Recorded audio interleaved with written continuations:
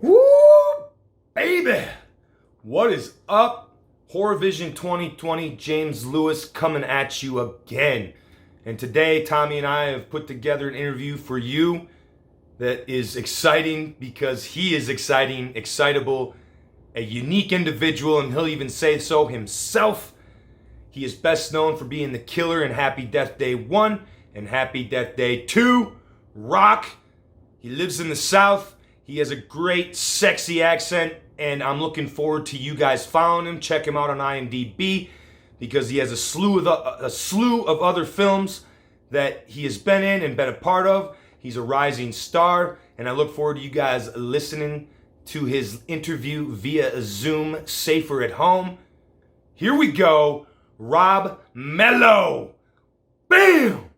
Hold up. Oh, and look Oh, at it like fades in. That's that. Yeah, man, that was badass. cool. What's up, brother? What an What's going entrance. on, guys? Not a whole lot. Hanging in there. Another day, another dollar. Well, Shit. good to meet you. This is Rob Mello. Thanks. Welcome to Horror Vision 2020. And Good to meet you.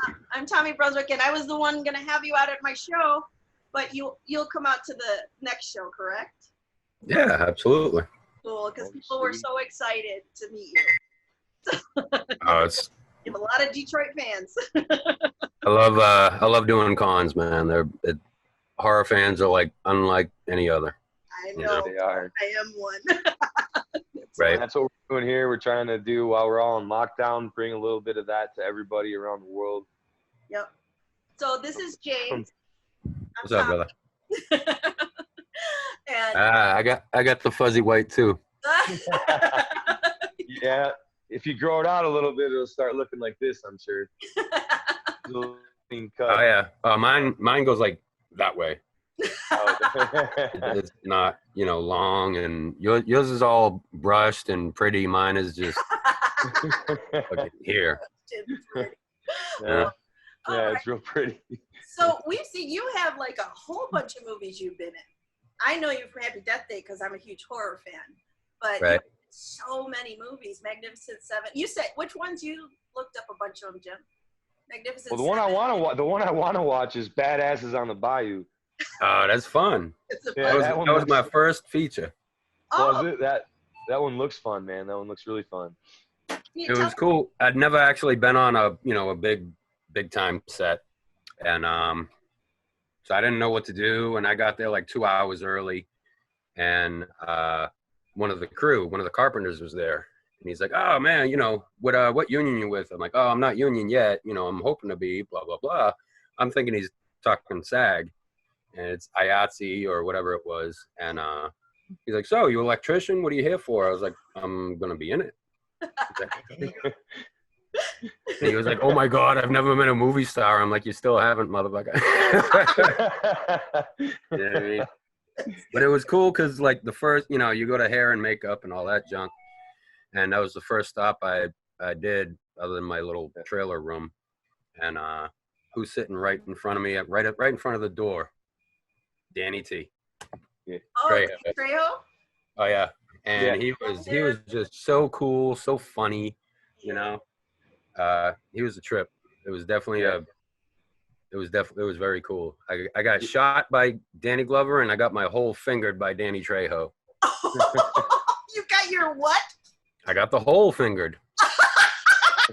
Now, how many other guys can say that shit on this planet? No one. That's right, man. That's yeah. I watched some scenes on it from online, and you look. It's pretty awesome. You're very intense. So how did you get into that? Yeah. How did you happen along to be part of that? It was just a audition, and at the time I was living in Florida, and I went to do an in-person in Baton Rouge, and it was for a different role. If you've seen it, it's the guy who gets his face shoved in the fryer. Oh, okay. But the training I had, if you've ever been wounded, you can move it using your mind to wherever you need it. So I'm a cook by trade, so I burnt the shit out of myself. Yeah. So I just moved that ridiculous pain to my face and did my scene. And, the director was like, "That was phenomenal. You got my body reacted so that tears of pain were coming down my face. And I didn't even care if I got the role. I was just so friggin' psyched. I can swear, right? Yes. Yeah. Oh, all right. I was so fucking psyched that I was able to do that shit. I called my teacher and was like, "Hey, you ain't gonna fucking believe this." Blah blah blah blah. She wasn't impressed, and bit of a bitch. But oh well. That's our problem. And then they wound up giving you a different role. Was it a bigger role? No, it was but it was way more featured, you know. Got you. The guy that I did an accent. I was listening outside the callback room. Nobody did an accent. I'm the only one that did a friggin' Louisiana accent. And It's a hard again, accent. It's a tough got accent. there early. Huh? That's a hard accent to pull off. Well, fortunately I'm from Boston. And so if you take a little bit of Boston, a little bit of redneck, and you make a meatball, that's Cajun. That's such a good analogy. That's a perfect analogy. I spent some time in Thibodeau. I think that's what it's called. I spent like 3 weeks there. Thibodeau. Yeah, that was a little small community, but it was a lot of fun. Yeah, really good people. You live there now, right? You live in Louisiana now? Yeah, New Orleans, just outside New Orleans. Do you work with Millennium Pictures there sometimes? With who? Is there a studio there, Millennium Pictures? There's a few, but I don't think I have. Oh, okay. Sure. Yeah, they do like the Rambos and the, what are those with all those? What is that one with all the not extreme? What is the movie with all of the Sylvester Stallone and all of the Expendables? Expendables. Yeah, they do those. Yeah. No, I haven't played with them yet. Awesome. So, What were you in Magnificent Seven? I auditioned for about a dozen roles, and I was the mine paymaster. And it was originally booked to be a 3-day gig in Baton Rouge, and I was supposed to just improv my scene because there was no lines for me. And they wound up keeping me the whole damn summer. You're like, cha-ching. Oh, God. And they had such a big budget, and it was cool. Got to hang out with a bunch of cool people. Yeah. Hung out with Pratt. I was like, they'll kick me out, not you, dude. They'll kick me Not you. But, yeah, I mean, it just so many memories from that gig. It was crazy. I met some fabulous people through that. My peers, Clint James, good friend of mine. He played Fenton. He was the guy that was a bit of a lech, I guess. But on that one, Pratt, we're hanging out in, where they marshal you, they gather you when you're not working. And there was a fake, man-made lake. They made it for the film, and he's eyeballing it like, a date rapist or something. I'm like, are you all right, dude? He's like, man, there's fish in that lake. I was like, dude, it's artificial lake. There's no fish unless they stocked it, He's like, I'm telling you, man, I can smell it. I can smell the fish. I can smell it. Yeah, I'm like, that might be your upper lip, homie. And he's like, you know what? On my first hold day, I'm going fishing. So about a week later, right, on top of the call sheet, big bold letters, there is no fishing on set. So apparently what had happened was they were getting, super wide shots of the town and stuff like that. There's Pratt in waders, shorts, no shirt, 6-pack floating, and he's just steady fishing. And Antoine was like, tell Pratt, someone get Pratt's hillbilly ass out of my shot and back to his hotel room where he belongs. So, I love that story. That's a great one. Dude, I wish I kept that call sheet, man. Holy shit, that's awesome. I could totally see him shit like that. Yeah, that's great. Oh, so what about Happy Death Day? How did that come about? Same thing, really. Same cast and director, Liz Coulon, in New Orleans. And she, it was an independent film when they were casting it. Oh. And, Blumhouse nor Universal had picked them up yet. Oh. And okay, that's we just shot it, you know, and I found out who Ruby Modine is related to. Yeah, I know. And, I love her. well, that's my future ex-wife. So Yeah. I love her so much. Mine too. She was cool as shit though.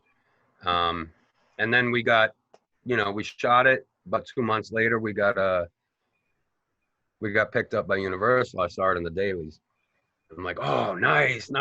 And then I saw Blumhouse picked it up, and this is right after us. And you know, there was like a string of 3 or 4. Get Out. Hits. Yeah. And I was, oh, doing. I'm like, fuck yeah. You know what I mean? What a great, it was a good little shoot though.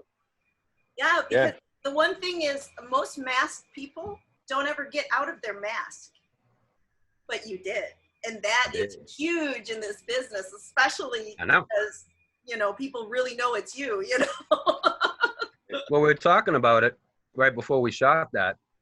And we didn't know, well, I was supposed to, I forget how I was supposed to kill Israel, but it wasn't going to work. And I was like, why don't I just snap his neck? And they're like, ooh, let's see it.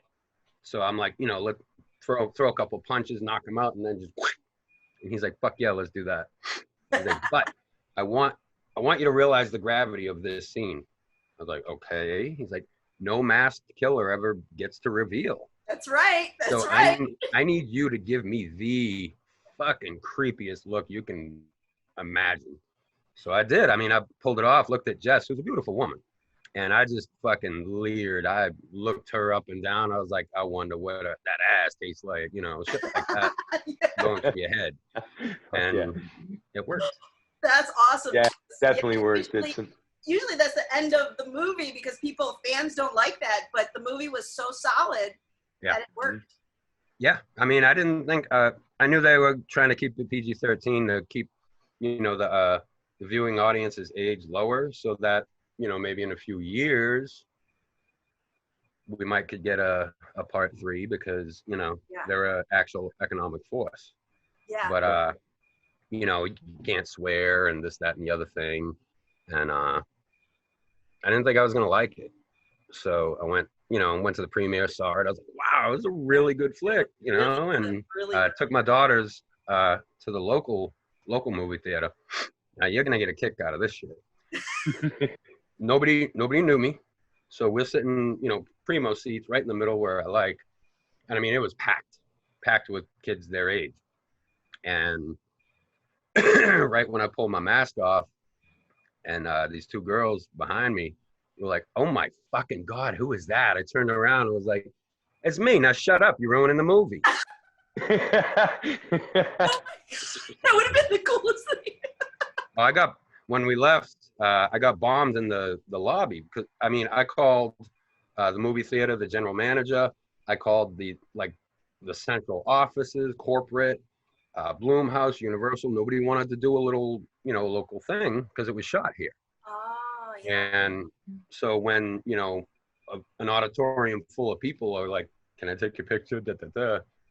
You know, the cops come running and, you know, the GM was there. He's like, what's going on here? And, you know, my daughters were like, that's my dad. He's in the fucking movie. Chill out.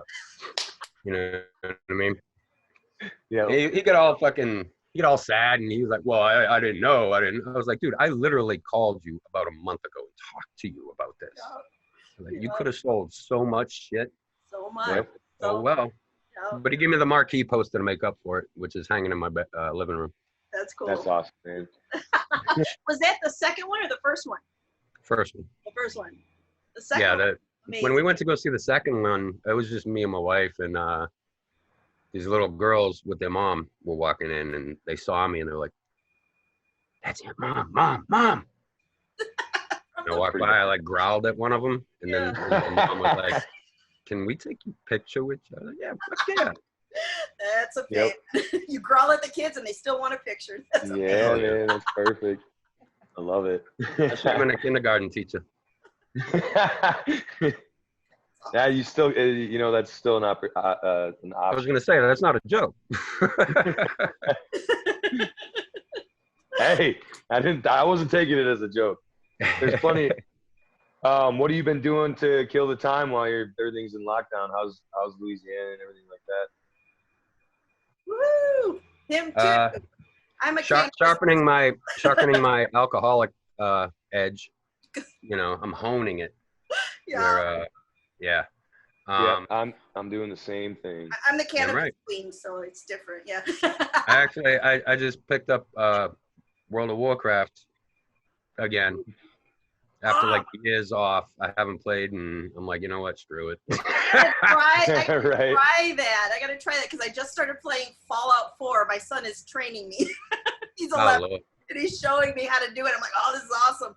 But that what is it? The one you're playing? Warcraft. Wow. The person that I'm going to be working for makes big statues for the lobbies of it. Steve Wayne.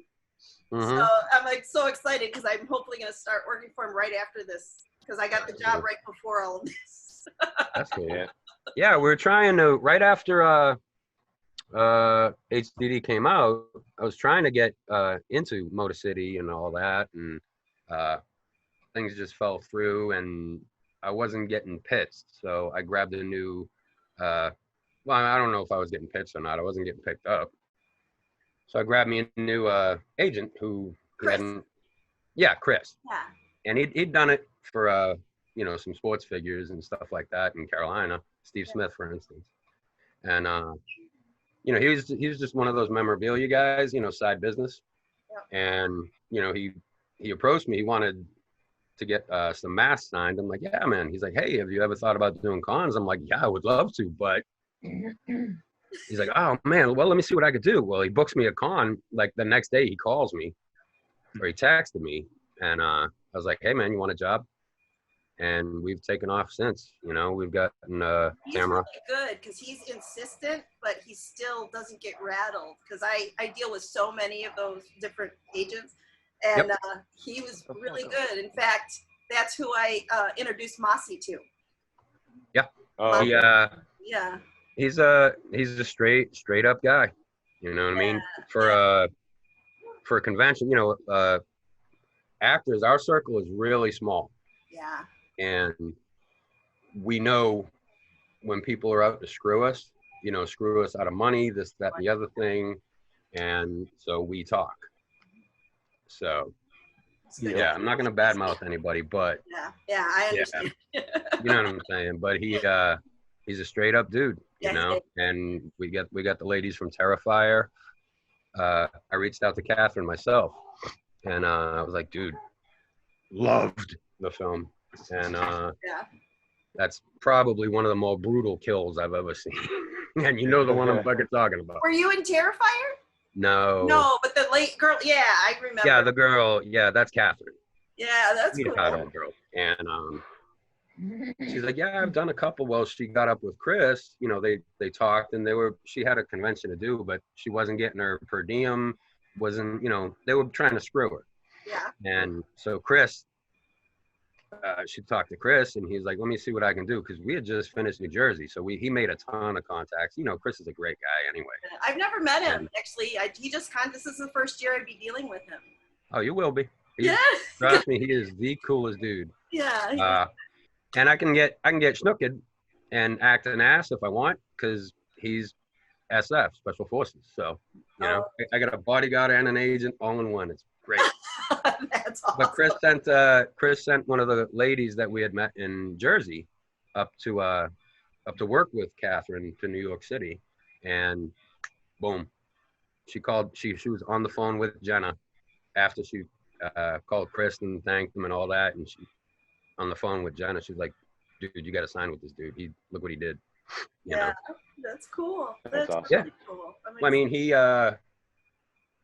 KC Crypticon last year, he paid for my plane ticket out of his pocket, Yeah. And he's smart, Bill, because he's just starting out. That's what agents do, just starting out. He's smart. He's not too greedy, and that's important. Not at all. He's in it because integrity. Mm-hmm.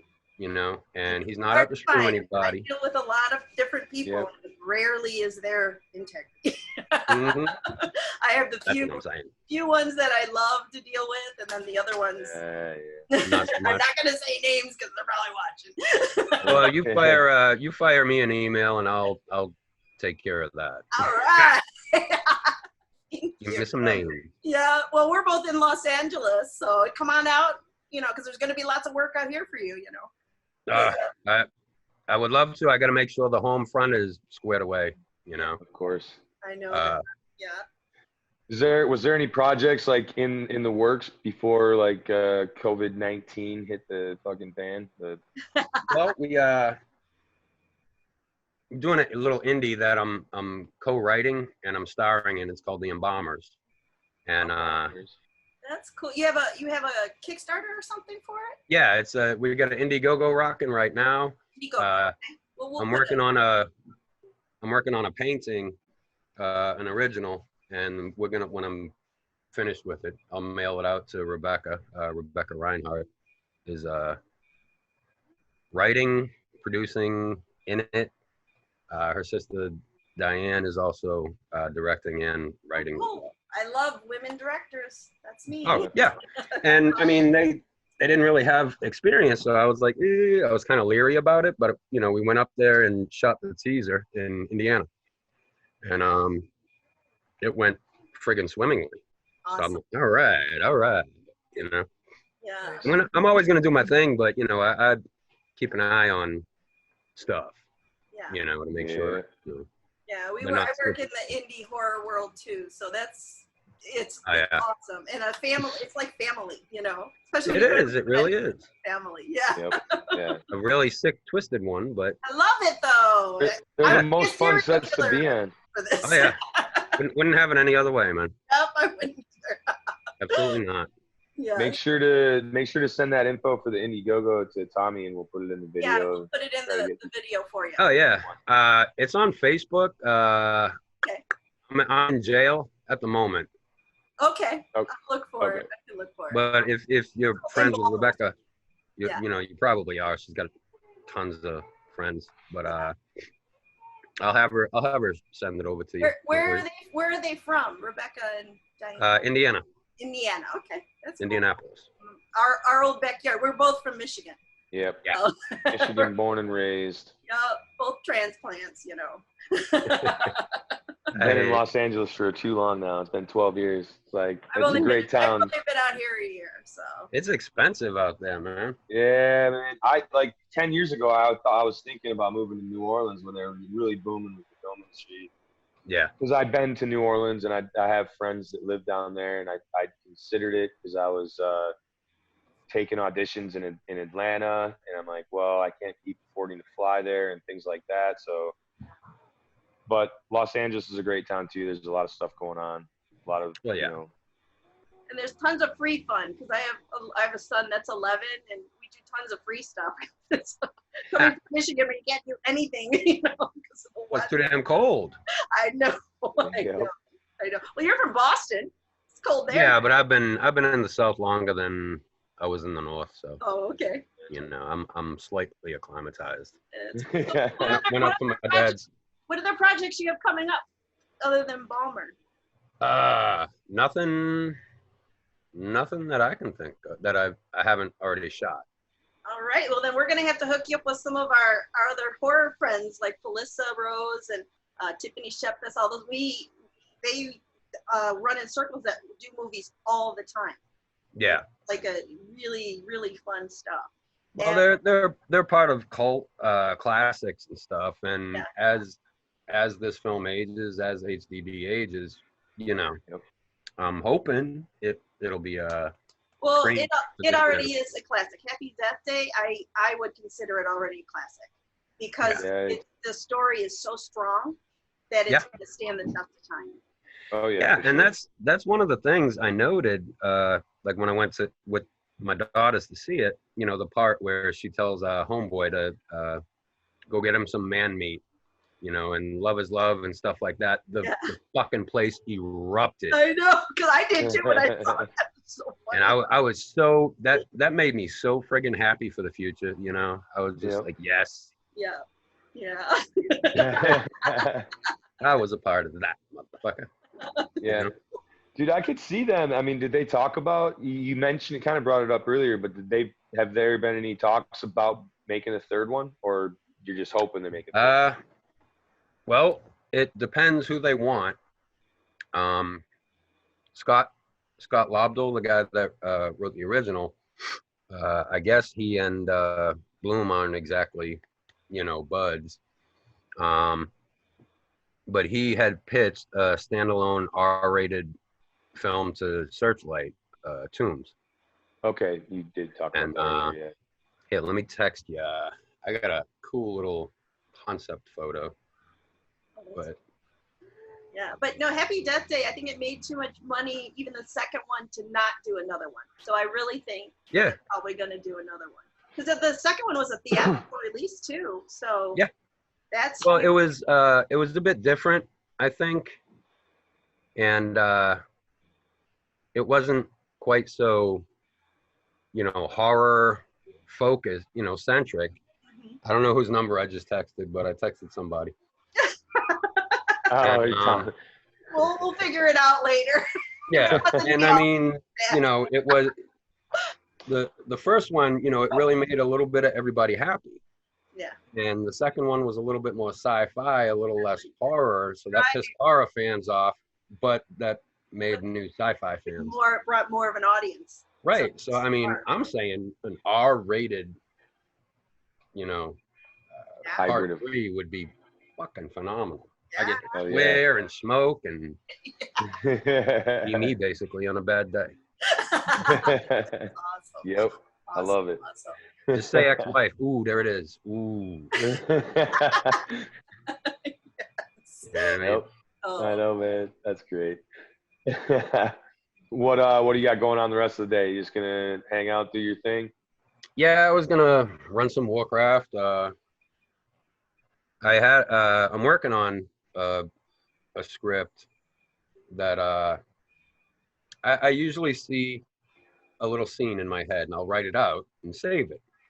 Well, I've been doing that for years, so I got about 30, 40 different scenes, I could plug in at any given point, as long as I have the glue of the story, I can pull that and stick it in over here. And so I'm in the process of unfucking my my previously written scripts and plugging them in, Yep. So it's a pretty cool little concept. It's original. So I mean, original. I'm Aquarius. I don't do that, borrow an idea shit. There you go. Do you so do you have a favorite horror film that stands out in your head? Is there something that in there that other than mine? Other than yours, yes. Misery. That's the first. No one's ever said that. That's awesome. That's really good. Yeah. We rewatched it last week, something like that, and I was just like, oh my fucking God. It's hard to create a character that's a murderous prick bastard that's also likable. Yeah. And when they went on their date, I almost had tears in my eyes because she was so fucking beautiful and so sweet, and then boom, flip that energy, and I'm just like, oh my God. The Exorcist. Of course. What's that other one? Shit. Those are two great ones anyway. Yeah, those are two great ones. Those are two. Yeah, but no one's ever said Misery other than we talked to Vince last week, our friend of ours, Vince Lozano. Yeah. And he was in American Horror Story with Kathy Bates. And cool. Yeah, which one? Amazing. It was the hotel one with Lady Gaga. Kathy Bates. Yeah. He just said she was amazing. He's just in awe of her. So. Yeah, I mean, she's ridiculous. She's an award winner, she's a great talent. Rob Zombie flick, the name is it's the one after 1,000 Corpses. Devil's Rejects. Devil's Rejects, yeah. The end of that too is just great. That I can't get into a car and not think about it. Free Bird will be playing, and I'll just me and the old lady be hanging out the window like, pow, pow, pow, pow. Love it. And And like whenever I go, she drops me off at the airport. I got to go somewhere or something. You know, Freebird is always playing, seemingly. And she's like, "Not this time, Staten. You ain't taking me home there." Yep. Oh, that's awesome. Yeah, his movies, man, he's phenomenal. We've talked to a few people that have worked with him, and they say that he's just a great talent and a great person. So that's good to know. I mean, he's multi-talented, you know, and that's kind of the thing I always strive to be a sort of Renaissance man, you know. I love drawing. I love painting. I don't love drawing as much as I like painting. Writing, you know, just create. Yes, I think that's why Jim and I have done this together, because my thing is always creating something from nothing. I love that's like my favorite thing to do, you know. Oh yeah. So I sculpt, we write, I do all kinds of different things. So yeah. Yeah. And it trips people out because it's like most things, painting's about layers, and you know, people will watch me. Like I've done a couple murals, and you know, they're like, that doesn't look like shit. It looks like a big blob of blue. I'm like, yeah. 50 layers from now, you're gonna say, oh man, that's right. Oh yeah. That's cool. Back your non-creative ass up. Yeah. Well, if you want to send along some of the pictures, I'd love to put them in here. Some of the photos of your work. So Yeah. I'll shit. It's up to you. Well, I'm trying to figure it out because you know I'm a political prisoner for Zuckerberg. Oh, but you can just text me them, and we'll put them in the video. Oh yeah. That's you that texted me. Yep. That was So yeah, that'll be really good. So. Oh, I'm gonna drunk butt dial you at about 3 a.m. Well, that's good because nobody calls me. I put my number on the internet and no one calls me. Hey, Tommy, I call you. Come on. It's just you, though. So, Jim Lewis, I hired him in a couple of our movies. My movies. That's it's not a butt dial. Hey, baby, what are you wearing? Love crap.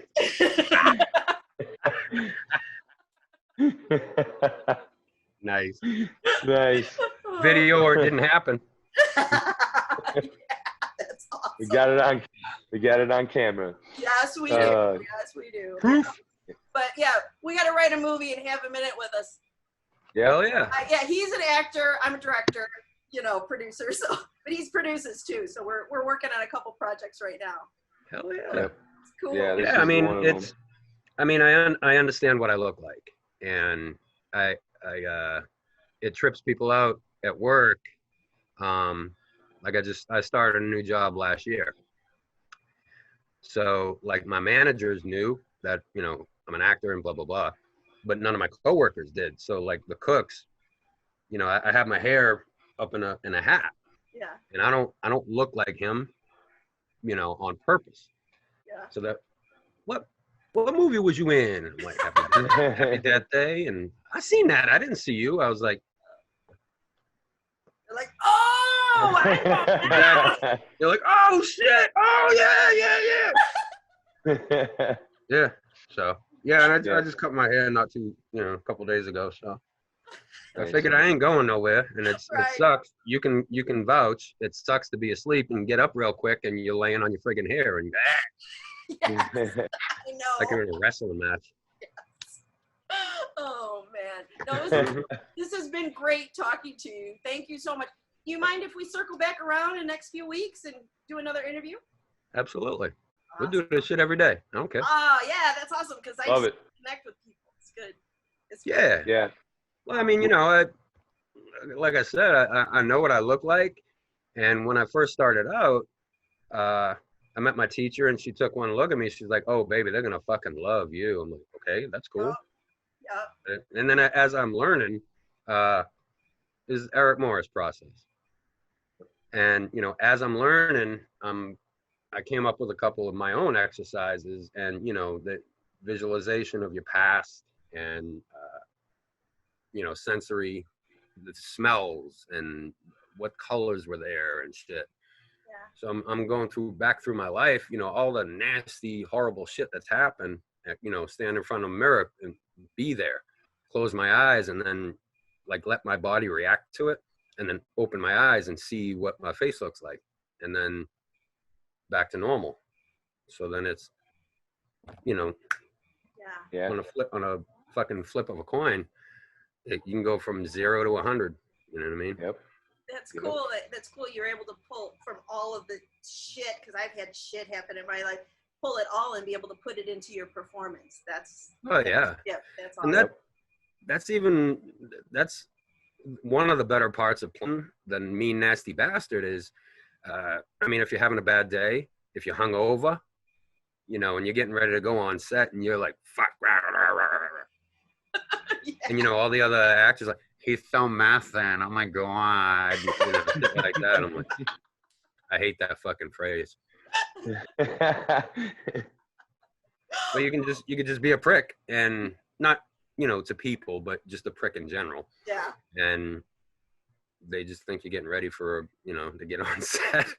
Right? You're like, oh, he's prepping. Yeah. Oh, what he's really created something new. Yeah. That is the fun about acting, is creating and discovering within yourself a lot of new shit and stuff like that. So Yeah, it's very cathartic. Yeah. Yep, it's one of the things that's probably why we do it. We might have other things going on, but like that's why the creation process and people that are in this industry stay in it, because you can do something new and figure yourself out. There's always something to discover. I don't know. For me, it's like a drug. I just can't fucking quit. Yeah. I don't know. It's just like, oh, it sucks. Oh, I thought you were talking about me. Oh, my bad. Oh, she might be. You never know. You don't know me. Giggity. Oh man. Yeah, man. So We go ahead. Go ahead, Tommy. No, I was just gonna say it was good talking to you. You say if you have a question, go ahead and ask. Oh no, yeah, I was just gonna say the same thing, man. Okay. It's been a pleasure talking to you. It's We're been a wrapping pleasure. it up. So yeah, we really appreciate you doing this for us today, and you know we look forward to doing more in the future. Yeah. Hell Okay. yeah, let me know. All right. I gotta go make a drink. So you know it's afternoon. It's time to go. So let's. I gotta go take some of my oils. Cheers. Yeah. That's it, me. Well, My cannabis oil. So. Here's the Here's yeah, you go. California. Yeah. full. Cheers, Oh, man. dude. Quick before we go, Sure. I hate flying, so I was in LA for the premiere for HDD, and my boy's got a script, and he gave me a little gel pill. He was like, take this before you go through fucking security. By the time you're on the plane, you should be straight. Yep. Right? I did. It was the greatest but worst high I've ever had in my life, because everything jiggles on a plane. So I'm like, what the fuck? What the fuck? What the fuck? But I was so baked, it was ridiculous, you know? So I know. anyway, my that's it. tolerance is pretty high. Oh, Not man. before. I ate a whole brownie once, and they're like, you know, eat a little bit of this before you go. Like, I had like a 5-hour flight from Michigan, and I ate the whole brownie before I got to the airport, and like nothing really happened until I'm going through like the final gate, and I'm like, oh fuck, I'm getting really high right now. Oh, and I start getting paranoid, and I'm like, you know, you're looking around, and it's like, oh man, people are watching me. They know, man. That's the last time I took an entire brownie. I always eat it properly. Anyway. Moderation, my friend. Yeah, that's right, dude. Well, I appreciate it, man. Let's continue the day and have some drinks and just go about our business. All right. All right. Thanks for having me, guys. Well, thanks, Rob. Take care. We'll talk to you soon. All right. Man. Cheers. See you later. See you.